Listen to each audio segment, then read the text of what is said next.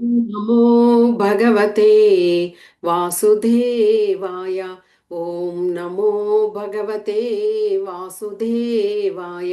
ఓం నమో భగవతే వాసుదేవాయ. అజ్ఞానతిమిరాంధస్య జ్ఞానాంజనశలాకయా చక్షురున్మీలితం येन తస్మై శ్రీగురవే నమః. నారాయణం నమస్కృత్య నరం చైవ నరోత్తమం దేవీం సరస్వతిం వ్యాసం తదో జయం ముదీరయేత్. శృణ్వతాం స్వకదాః కృష్ణః పుణ్యశ్రవణ కీర్తనః. హృది అంతస్తహి అభద్రాణి విదునోతే సుహృత్సతాం. నష్టప్రాయేషు అభద్రేషు నిత్యం భాగవత సేవయా భగవతి ఉత్తమ శ్లోకే భక్తిర్భవతి నైష్టికీం. హరే కృష్ణ కృష్ణ కృష్ణ హరే హరే, హరే రామ రామ రామ హరే హరే. మూకం కరోతి వాచాలం పంగుం లంఘయేతి గిరిం యత్కృపతం అహం వందే శ్రీగురుం దినతారణం. పరమానందం మాధవం శ్రీచైతన్య ఈశ్వరం. హరి ఓం తత్సత్. హరే కృష్ణ. కృష్ణాయ వాసుదేవాయ దేవకీనందనాయ చ నందగోపకుమారాయ గోవిందాయ నమో నమః. హరే కృష్ణ. శ్రీకృష్ణ భగవంతుని యొక్క లీలలు తెలుసుకుంటూ ఉన్నాము. ఇది మనకు దశమ స్కందంలో చెప్పబడి ఉన్నది. మనము చివరి భాగంలో శ్రీకృష్ణ భగవానునికి రుక్మిణీమాత యొక్క వివాహం గురించి తెలుసుకున్నాము. వివాహం తర్వాత ద్వారకకు చేరుకోవడం, అక్కడ ద్వారకా వాసులందరూ కూడా వారిద్దరిని చూసి ఆనందం పడడం జరిగింది. ఇక శ్రీకృష్ణ భగవానుడు తర్వాత రుక్మిణీమాతకు ప్రద్యుమ్నుడు జన్మించడం, అది మనకి భాగవతంలో 10వ అధ్యాయంలో 10వ స్కందంలో 55వ అధ్యాయంలో చెప్పబడి ఉన్నదన్నమాట. ఇక ప్రద్యుమ్నుడు గత జన్మలో ఎవరు అని మనము చూసినప్పుడు ప్రద్యుమ్నుడు యొక్క రూపమే మన్మధుడు అనమాట. మన్మధుడు ఒకసారి రతీదేవితో కలిసి ఇద్దరు కూడా శివుడు తపస్సు చేసుకున్నటువంటి ఆ ప్రదేశానికి వచ్చారు. అక్కడ శివుడు ధ్యాన తపో దీంట్లో ఉన్నప్పుడు వీరు అక్కడ సుందరమైన ప్రదేశంగా ప్రదేశాన్ని అంతా తీర్చిదిద్ది తర్వాత నందనవనంగా, అంటే పువ్వులతో సుగంధంగా పువ్వులన్నీ విరబూసినట్టు ఆ సుగంధ పరిమళాలన్నీ ఆస్వాదిస్తున్నట్లు చేస్తూ ప్రతి మన్మధులు క్రీడలో ఉన్నారనమాట. అలాగా ఉన్నప్పుడు శివునికి అది వచ్చి తపోభంగం కలిగించిన విధంగా తలచి వెంటనే ఆయన ఆ తపస్సు నుంచి మేల్కొని తన యొక్క 3వ కన్నుతో మన్మధుని భస్మీపటలం చేయడం జరిగిందనమాట. ఆ తర్వాత మన్మధుడు కృష్ణ భగవానుడు రుక్మిణీమాత యొక్క గర్భంలో ఇప్పుడు ప్రద్యుమ్నుడిగా జన్మించడం జరిగింది. ప్రద్యుమ్నుడు జన్మించిన తర్వాత 10 రోజుల పిన్న ప్రాయం. అలాంటి సమయంలో సంబరుడు అనే అసుర రాక్షసుడు ద్వారకానంతటినీ కూడా తిరుగుతూ, అంటే సంచరిస్తూ, అంటే ఈ అసురులకు వారి యొక్క వికృత చేష్టలు అనమాట. అంటే తాము గొప్పవాళ్ళము అని అనుకొని ఆ విధంగా సంచరించడము, ఎవరైనా ఎదురుపడితే వారిని సంహరించడము అలాగా చేస్తూ ఉంటారు. అదేవిధంగా ఈ సంబరుడు కూడా ద్వారకాలో సంచరిస్తూ రుక్మిణీమాత ఉన్నటువంటి ఆ గదిలో పిల్లవాడి యొక్క ఆ శబ్దము విని, అప్పుడు ఆ సమయంలో ఎవరూ లేనప్పుడు ఆ సంబరుడు ప్రద్యుమ్నునికి 10 రోజుల వయసు అనమాట. ఆ 10 రోజుల సమయంలో ఆ పిల్లవాడిని తీసుకొని అలాగే సముద్రంలో వదిలివేయడం జరిగింది. అంటే ఇదంతా ఏమిటి అంటే కృష్ణ భగవానుని పైన వ్యతిరేకత అనమాట. ఆ విధంగా ప్రద్యుమ్నుడు సముద్రంలో పడేసరికి అక్కడ ఒక పెద్ద చేప ఆ పిల్లవాడిని మింగేయడం జరిగింది. తర్వాత ఏమైంది, ఆ చేపను జాలర్లు పట్టడం జరిగింది. అక్కడ రాజుగా సంబరుడు ఉన్నాడు కాబట్టి తిరిగి రాజు వద్దకే ఆ యొక్క చేపను తీసుకొచ్చి అతనికి ఇవ్వడం జరిగింది. సంబరుడు ఏం చేశాడు, పెద్ద చేపగా ఉంది కాబట్టి విందు భోజనం ఆరగించాలని దానిని వంటశాలలో పనిచేస్తున్నటువంటి మాయావతి అనే ఆమె వద్దకు అప్పగించారనమాట.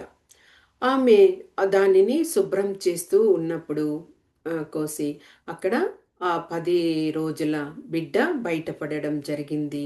తరువాత ఆ బిడ్డను ఆ మాయావతినే సంరక్షణలో వదిలిపెట్టడం జరిగింది. అయితే ఈ మాయావతి ఎవరు అంటే రతీదేవి. రతీదేవి ఎప్పుడైతే మన్మధుడు అదే భస్మీపటలమయ్యాడో తర్వాత ఆహ్, మన్మధుడు తిరిగి జన్మిస్తాడు అని చెప్పడం వలన నారద మహర్షి అందువలన ఈమె ఈ సంబరణి యొక్క రాజ్యంలో వచ్చి ఆమె ఒక దాసీలాగా అక్కడ ఉంటున్నదన్నమాట. ఇక ఎప్పుడైతే నారద మహర్షి వచ్చి ప్రద్యుమ్నునికి కూడా అన్ని వివరాలు ఈ విధంగా తెలియచేయడము జరిగింది. ఆ తర్వాత ఈ మాయావతికి తెలుసు ఆ పిల్లవాడు మన్మధుడు అని. కానీ మన్మధుడికి విషయం తెలియదనమాట.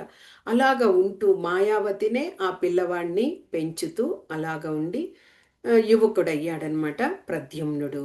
అలాగైనప్పుడు చాలా సౌందర్యంగా ఉండేవాడు. అంటే కృష్ణ భగవానుని అలాగే పునికి పుచ్చుకునే విధంగా ఆ యొక్క అందంలో ఆ విధంగా ఉండేవారు కాబట్టి అందరూ ఆ రాజ్యంలో సబర రాజ్యంలో ఉన్నటువంటి అందరూ రాజసౌధంలో ఉన్న ఆ స్త్రీలందరూ కూడా అలాగే ముగ్ధులయ్యేవారట ఆ యొక్క ప్రద్యుమ్నుని యొక్క అందం చూసి. అలాగ ఉన్నప్పుడు ఈమె మాయావతి రతీదేవి రూపం కదా, కాబట్టి గత జన్మలో ప్రద్యుమ్నుడు తన భర్త అనుకొని ఒకసారి దగ్గర అవ్వడం జరిగింది. అలాంటి సమయంలో ప్రద్యుమ్నుడు, నీవు నన్ను పెంచిన దాసివి, అంటే నీవు నాకు తల్లితో సమం కాబట్టి నీవు ఇలాగ వ్యవహరించకూడదు అని తోసివేయడం జరిగిందనమాట. అప్పుడు ఇక మాయావతి, నీవు ఇక్కడ వచ్చిన సందర్భం ఎందుకు అంటే ఈ సంబరుణ్ణి సంహరించాలి, అందుకే ఈ విధంగా శివుని ద్వారా భస్మీపటలం అవ్వడము, తర్వాత ఇక్కడ నేను రావడము, తర్వాత నీవు రావడము జరిగింది కాబట్టి నువ్వు ఎలాగైనా ఆ సంబరుణ్ణి శిక్షించాలి అని చెప్పడం జరిగిందనమాట.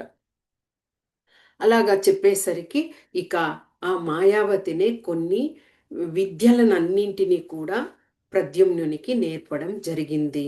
ఆ విధంగా ఒకరోజు సంబరుడు వచ్చినప్పుడు ప్రద్యుమ్నుడు ఆ సంబరుడితో యుద్ధం చేసి అతన్ని శిరస్సును ఖండించడం జరిగిందనమాట. తర్వాత వెంటనే ద్వారకకు బయలుదేరి వెళ్ళిపోవడం జరిగింది. అక్కడ రుక్మిణీ మాతకు 10 రోజుల బిడ్డతో వెళ్ళిపోయాడు. ఇప్పుడేమో పెద్ద యువకుడిలాగా వచ్చారు. కాబట్టి చూస్తున్నప్పుడు శ్రీకృష్ణుని భగవాన్ని చూసిన రూపం అలాగే ఉన్నట్టుగా అనిపించేసరికి రుక్మిణీ మాతకు ఏమీ పాలుపోలేదు. ఇంకా మళ్ళీ ఎవరు ఈ విధంగా ఉన్నారు అని ఆలోచిస్తూ ఉన్నప్పుడు నారద మహర్షి అక్కడ ప్రత్యక్షమయ్యి వివరంగా అన్ని విషయాలను రుక్మిణీమాతకు తెలియజేయడం జరిగింది. రుక్మిణీమాత వెంటనే ప్రద్యుమ్న దగ్గరికి వెళ్ళి ఆలింగనం చేసుకుని ఇన్ని రోజులు అంటే ఒక యువకుడయ్యేంత వరకు ఎక్కడో ఉండి రావడం వలన ఆ ప్రేమ ఆ కరుణను చూపించి ప్రద్యుమ్నునితో ఆలింగనం చేసుకొని పలకరించడం జరిగిందనమాట. అది వారి యొక్క కుమారునిగా ప్రద్యుమ్నుడు ఇదయ్యాడు. తరువాత ప్రద్యుమ్నుడు రుక్మి యొక్క కుమార్తెను రుక్మావతిని వివాహం చేసుకోవడం జరిగింది. తర్వాత మనకి స్యమంతకమణి గురించి భాగవతంలో 10వ స్కందంలో 56వ అధ్యాయంలో చెప్పబడి ఉన్నది. ఈ స్యమంతకమణి ద్వారానే కృష్ణ భగవానుడు సత్యభామను వివాహం చేసుకోవడం జరిగింది. సత్రాజిత్తు అనే ఒక రాజు ఉండేవారు. ఆయన సూర్యుని యొక్క ఉపాసకుడు అనమాట. సూర్యదేవుని ఆయన పూజించడం వలన సూర్యుడు ఆయనకు శమంతక మణి అనే ఒక మణిని ఇవ్వడం జరిగింది.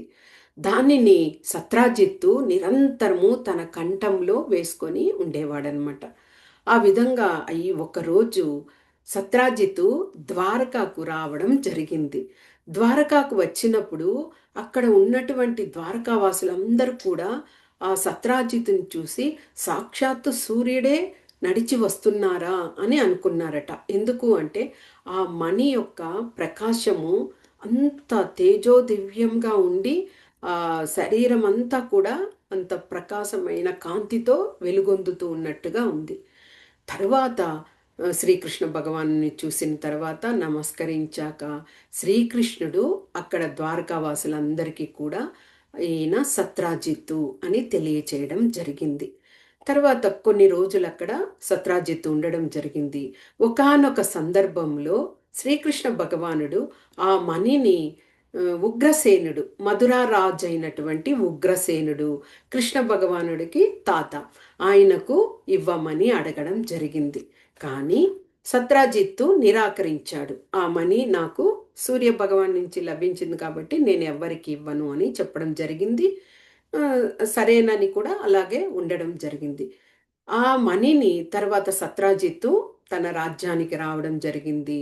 ఒకసారి సత్రాజిత్ యొక్క సోదరుడైన ప్రసేనుడికి ఆ మణిని ఇచ్చినప్పుడు అతడు తన కంఠానికి అది ధరించి ఒక్కసారి వేటకు వెళ్ళడం జరిగింది ప్రసేనుడు.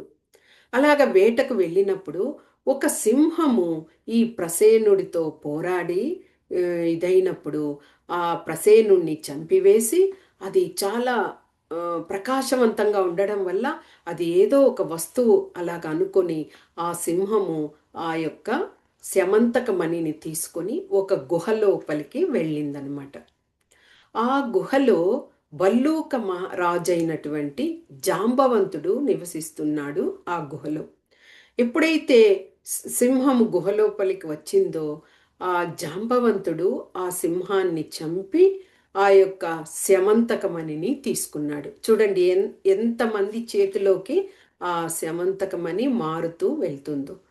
తీసుకొని ఆ జాంబవంతునికి కూడా తెలియలేదు ఆ యొక్క మణి యొక్క ఇది. కానీ ఆ మణి దగ్గర మనము కోరుకుంటే ఎంతో ధనరాశుల్ని ఇస్తుందట.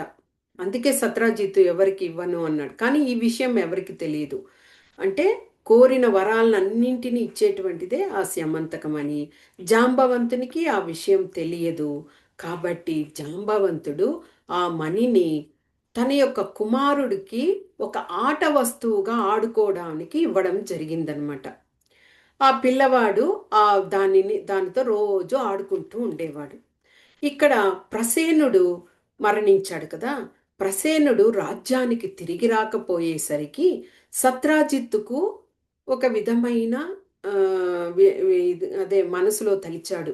ఒకవేళ శ్రీకృష్ణ భగవానుడు ఆ రోజు మనల్ని ఆ శమంతకమణి గురించి అడిగాడు కదా, అది మనము ఇవ్వకపోవడం వలన ప్రసేనుణ్ణి ఏమైనా సంహరించారేమో అని ఒక అపవాదును కలిగించాడు. ఇక కృష్ణ భగవానుడు చూడండి, భగవంతుడు ఒక మానవ రూపంలో ఉండడం వలన ఆ అపవాదును కూడా ఆయన స్వీకరించి దానిని ప్రక్షాళనం చేసుకోవడానికి బయలుదేరడం జరిగింది. అలా కాకుండా భగవంతున్నే కదా నేను ఒక్క మాయతో వాళ్లకు తెలియచేసేస్తాను, తిరిగి వాళ్ళు మాయ నుంచి బయటపడతారు అనుకోలేదు. ఎందుకు అంటే ఆయన అక్కడ ఉన్నది ఒక మనుష్య రూపాన. అందుకే ఆయన ఆ విధంగా చేయడం జరిగింది. తర్వాత ఆ విధంగా ఆ అపవాదుని ప్రక్షాళనం చేసుకోవడం కోసము అక్కడ ఉన్నటువంటి ప్రజలందరినీ తీసుకొని అడవిలో వెదకడానికి బయలుదేరారు. అలాగా వెళుతుండగా మొదట ఈ ప్రసేనుడి యొక్క చనిపోయినటువంటి ఆ యొక్క శరీర బాడి ఉన్నది, అది గమనించారు. తర్వాత అలాగ వెతుకుతూ వెళ్ళగా సింహం కూడా మరణించి పడి ఉన్నది తెలుసుకున్నారు.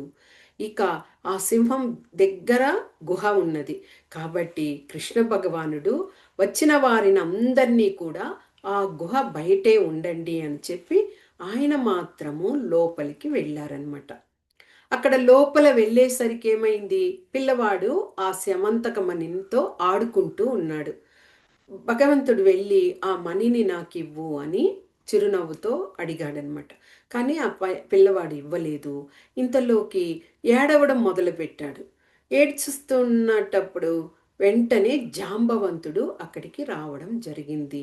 జాంబవంతుడు పిల్లవాడిని అపహరించుకొని ఆ శమంతకమణిని తీసుకువెళ్ళడానికి వచ్చారని శ్రీకృష్ణ భగవానునితో వాద ప్రతివాదం చేయడం జరిగింది. అంటే ఇక్కడ చూడండి, శ్రీరామచంద్రుని యొక్క కాలం నుంచే జాంబవంతుడు ఆ రాముని యొద్ద వరం కోరి మళ్ళీ కృష్ణావతారం వరకు వేచి ఉన్నారు.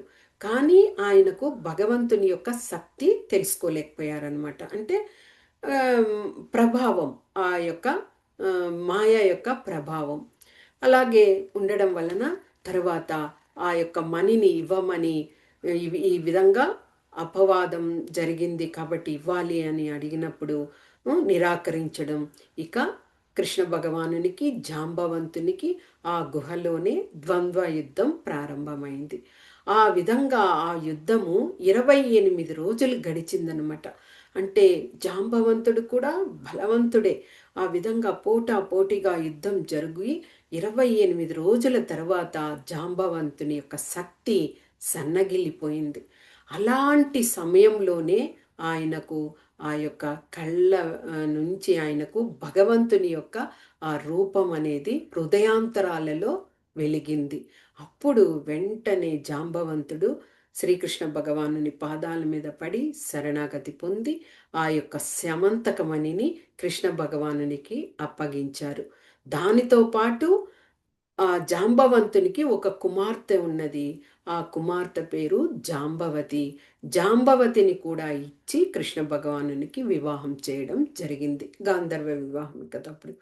ఆ వివాహాన్ని చేసుకొని తరువాత కృష్ణ భగవానుడు గుహ నుంచి బయటకు వచ్చేసరికి అక్కడ ఎవ్వరూ లేరు ప్రజలు. అంటే వారు ఒక 6 రోజులు మాత్రము ఎదురు చూశారు. కృష్ణ భగవానుడు రాకపోయేసరికి తిరిగి వాళ్ళు ద్వారకాకి వెళ్ళిపోయారనమాట. తిరిగి జాంబవతిని తీసుకొని ఆయన అక్కడికి ద్వారకాకు వెళ్ళడం జరిగింది. ఆ యొక్క మణిని తీసుకొని వెళ్ళి సత్రాజిత్తునికి అప్పగించడం జరిగింది. సత్రాజిత్తు చాలా సిగ్గుతో అవమానంతో ఎంత అపరాధం చేశాను, నేను విషయం తెలుసుకోకుండా ఈ విధంగా చేశాను, దీనికి ప్రాయచిత్తంగా నేను నా కుమార్తె అయినటువంటి సత్యభామను నీకు ఇచ్చి వివాహం చేస్తూ ఈ యొక్క శమంతకమణిని కూడా నీకు అప్పగిస్తున్నాను అంటూ కృష్ణ భగవానునికి ఇవ్వడం జరిగింది. కానీ కృష్ణ భగవానుడు దానిని నిరాకరించి ఈయనకే ఇవ్వడం, సత్రాజిత్తుకే తిరిగి ఇచ్చేయడం జరిగింది. తర్వాత కొంతకాలం తర్వాత పాండవులు లక్క ఇంటిలో ఉండి దహనం, అగ్ని ఇదయింది కదా, ఆ యొక్క విషయాన్ని వినినటువంటి శ్రీకృష్ణుడు బలరాముడు ఒకసారి హస్తినకు వెళ్ళి పాండవులందరినీ చూసి వద్దాము అని బయలుదేరి వెళ్ళడం జరిగింది.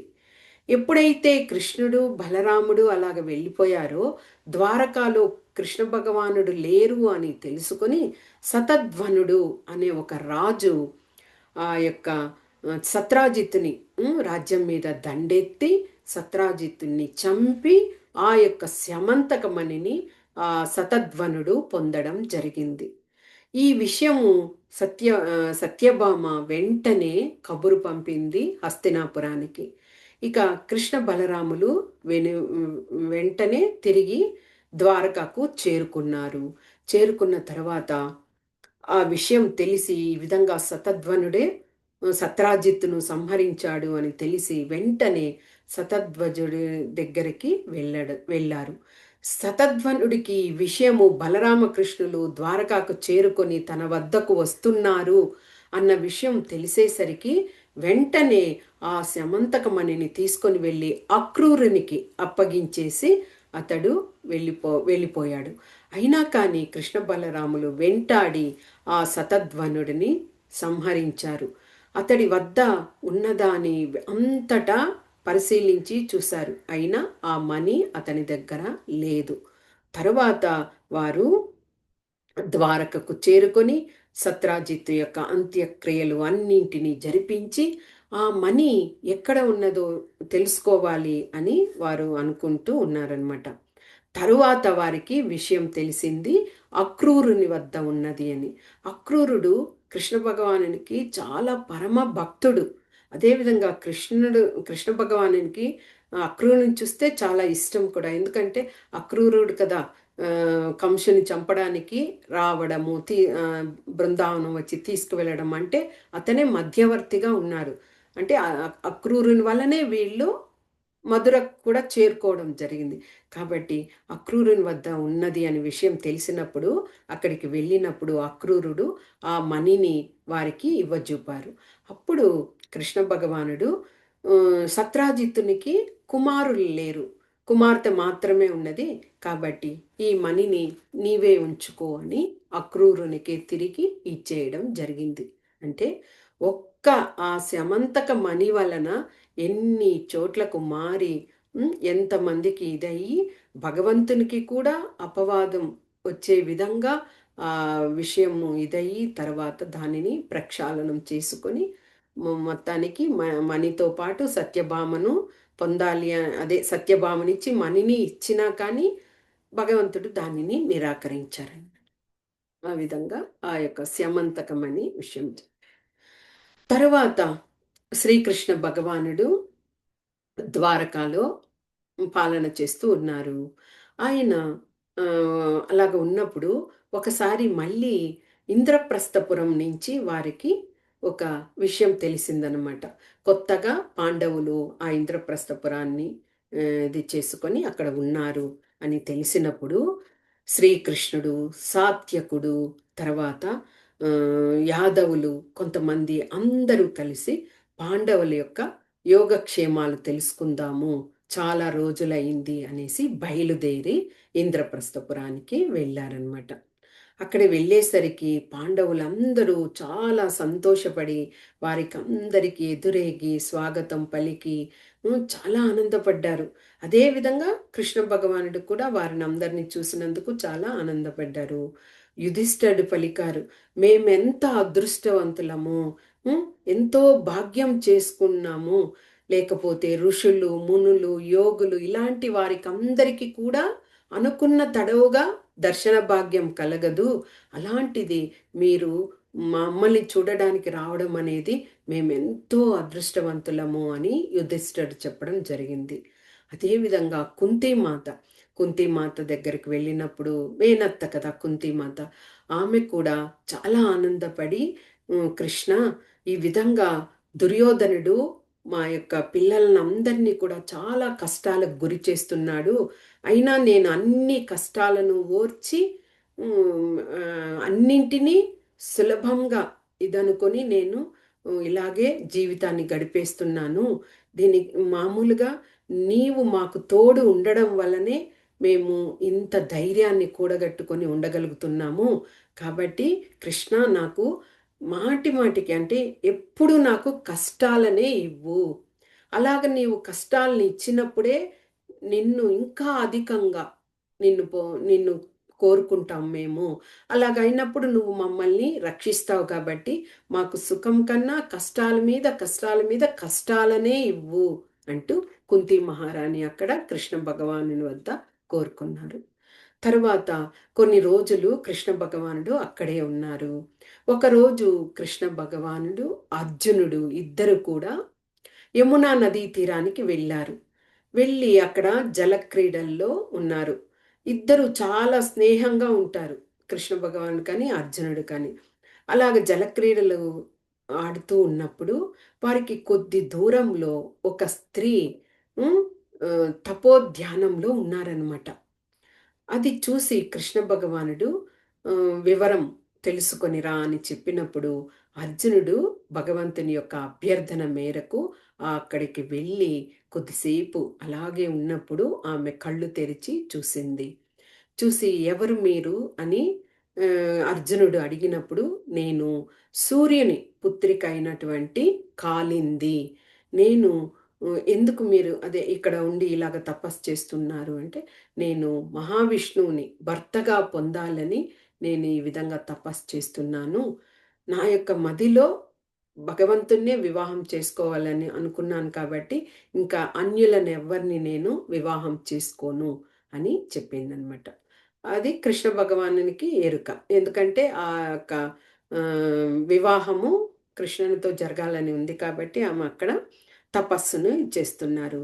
వెంటనే అర్జునుడు ఆమెను తీసుకొని రావడము, రథంలో ఎక్కి యుధిష్ఠిర్ యొక్క సౌధానికి తీసుకురావడం జరిగింది. తర్వాత యుధిష్ఠిర మహారాజు ఇంకా ఆ ఖాండవ ప్రస్థ ఆ సమయంలో అర్జునుడు మయుడు అనే అతనికి అతన్ని రక్షించాడనమాట ఆ అగ్ని కీలకల నుంచి. కాబట్టి మయుడు ఏం చేశారు, చాలా తృప్తి పడి వీరికి ఒక మయసభను ఏర్పాటు చేసి ఇచ్చారనమాట. ఆ మయసభ అనేదే చాలా మన్ అన్ని విద్యలతో ఉంటుంది. ఎలాగంటే ఆ మయసభలో మనము అక్కడ నీరు ఉన్నది అనుకొని నడిచామనుకోండి, ఆ ప్రదేశంలో నీరు ఉండదు. అదేవిధంగా అక్కడ కొలను లేకపోయినా నడిచి వెళ్ళినప్పుడు నీటితో కలువలతో కొలను ఉంటుంది. అంటే భ్రమింపజేసే విధంగా ఆ మయసభను మయుడు తయారు చేసి వారికి ఇవ్వడం జరిగింది. ఆ తయారు చేసి ఇచ్చిన తర్వాత అందరినీ ఆహ్వానించినప్పుడు దుర్యోధనుడు కూడా అక్కడికి రావడము, ఆ మయసభలో అన్ని వింతలు విశేషాలు చూస్తూ ఒక ప్రదేశంలో నీరు లేదు అనుకొని అక్కడ కాలు పెట్టడము, అందులో ఆ నీటి గుంటలో పడిపోవడము. అదే సమయానికి అక్కడ ఉన్నటువంటి పరిచారకులందరూ నవ్వుతుండగా ద్రౌపది వారిని వారించబోయి అక్కడికి వచ్చి వాళ్ళను వారితో పలకరిస్తున్నప్పుడు అదే సమయానికి దుర్యోధనుడు చూడడము, ద్రౌపది కూడా వారితో చేరి హాస్యంగా నవ్వారు అనుకొని ఆయన మళ్ళీ ద్రౌపది మీద అదే ఇది చేయడము. ఆ విధంగా ఆ రాజ్యసభలో నిండు రాజ్యసభలో ఆమెను వ్యవస్థరం చేసి ఆ యొక్క ఘట్టం జరిగింది కదా, ఆ విధంగా చేయడం. అంటే ఆ సమయంలోనే దుర్యోధనుడు ఆ విధంగా కోపాన్ని ద్రౌపది మీద ఉంచారనమాట. అలాంటి మయుడు స్థాపించినటువంటి ఆ మయసభను కూడా అన్నింటిని కూడా కొన్ని రోజులు ఉండి కృష్ణ భగవానుడు అందరూ కూడా వాటిని దర్శించి తర్వాత కొలది మాసాలకి ఆయన కాళిందిని తీసుకొని మా ద్వారకకు చేరి అక్కడ కాళిందిని కూడా వివాహం చేసుకోవడం జరిగింది. అంటే రుక్మిణీదేవి, సత్యభామ, తర్వాత కాళింది. ఇక ఇంకా 8 మంది కదా పత్నులు కృష్ణ భగవానునికి. ఇక మిగతా వారు ఎలాగా అని చూసినప్పుడు అవంతి రాజు, ఆ అవంతి రాజు యొక్క సోదరి అయినటువంటి మిత్ర బృంద, మిత్ర వింద, మిత్రవిందను కూడా కృష్ణ భగవానుడు వివాహం చేసుకోవడం జరిగింది. అదేవిధంగా నగ్నజిత్తు అనే ఒక రాజు ఉండేవారు. ఆ రాజుకి నాగ్నజితి అనే కుమార్తె ఉన్నది. ఆ కుమార్తెను ఇచ్చి వివాహం చేయడానికి ఆయన స్వయంవరం ఎలాగ ఏర్పాటు చేశారట, 7 వృషభాలను ఎవరైతే దాని యొక్క అణచగలుగుతారో, ఆ వృషభం యొక్క మదమును అణచగలుగుతారో అలాంటి వారికిచ్చి నా కుమార్తెను నాగ్నజితిని వివాహం చేస్తానని ప్రకటించడంతో కృష్ణుడు వెళ్ళి ఆ 7 వృషభాలను అణచి ఆమె అదే ఆ యొక్క నగ్నజిత్తు కుమార్తెను అయినటువంటి నాగ్నజితిని వివాహం చేసుకోవడం జరిగింది. అదేవిధంగా భద్ర అనే కన్యను కూడా వివాహం చేసుకోవడం జరిగింది. తర్వాత మద్రరాజు కుమార్తె అయినటువంటి లక్ష్మణను కూడా వివాహం చేసుకోవడం జరిగింది. ఓకే, అంటే రుక్మిణి మాత, తర్వాత సత్యభామ, కాళింది, మిత్రవింద, తర్వాత మిత్రవింద, నాగ్నజితి, భద్ర, లక్ష్మణ ఇంతమంది వివాహము అయింది. జాంబవతి మర్చిపోయాను. ఈ విధంగా 8 మంది పత్నులను కృష్ణ భగవానుడు వివాహం చేసుకోవడం జరిగింది. తర్వాత ఇక నరకాసురుని యొక్క వధ. నరకాసురుడు భూదేవి మాత, ఈ నరకాసురి వధ గురించి మనకి దశమ స్కందంలో 59వ అధ్యాయంలో చెప్పబడి ఉంది. నరకాసురుడు భూదేవి యొక్క తనయుడు అనమాట. ఈ నరకాసురుడు చాలా అసురత్వంతో దేవతలనంతా హింసిస్తూ ఉమ్, అందరినీ భయభ్రాంతులకు గురి చేస్తూ ఉండేవాడు.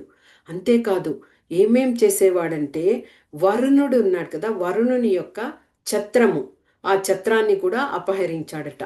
తర్వాత కశ్యపుడు, అదితి ఉన్నారు కదా, ఆ అదితి యొక్క కర్ణకుండలాలను కూడా అపహరించాడు. అంటే ఇలాంటి మోసపూరితమైన దురాఘాతానికి పాడుపడేవాడు.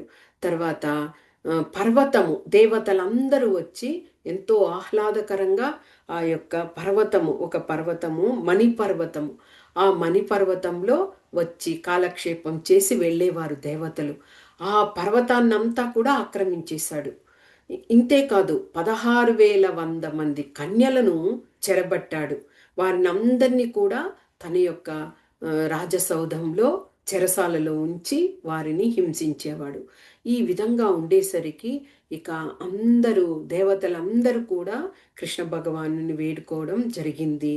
ఇక కృష్ణుడు ఆ యొక్క నరకాసురుని సంహరించడానికి బయలుదేరేటప్పుడు సత్యభామ, ఆమె కూడా నేను వస్తాను మీతో యుద్ధం, అదే నరకాసురునితో యుద్ధం చేయడానికి అన్నప్పుడు ఇద్దరు బయలుదేరి వెళ్తారనమాట.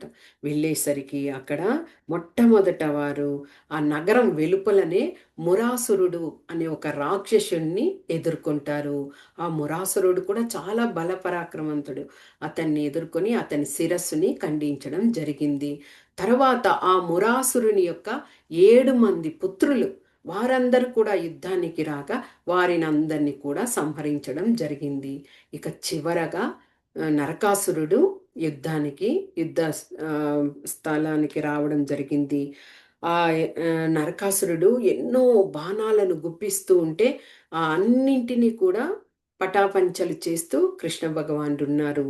చివరికి నరకాసురుని ఎవరు, సత్యభామ, ఆమె యొక్క దీంతో నరకాసుని కూడా ఆ సైన్యాన్ని మొదట విచ్ఛిన్నం చేసి తర్వాత చక్రాయుధంతో ఆ యొక్క నరకాసురుని యొక్క శిరస్సును కూడా ఖండించడం జరిగింది.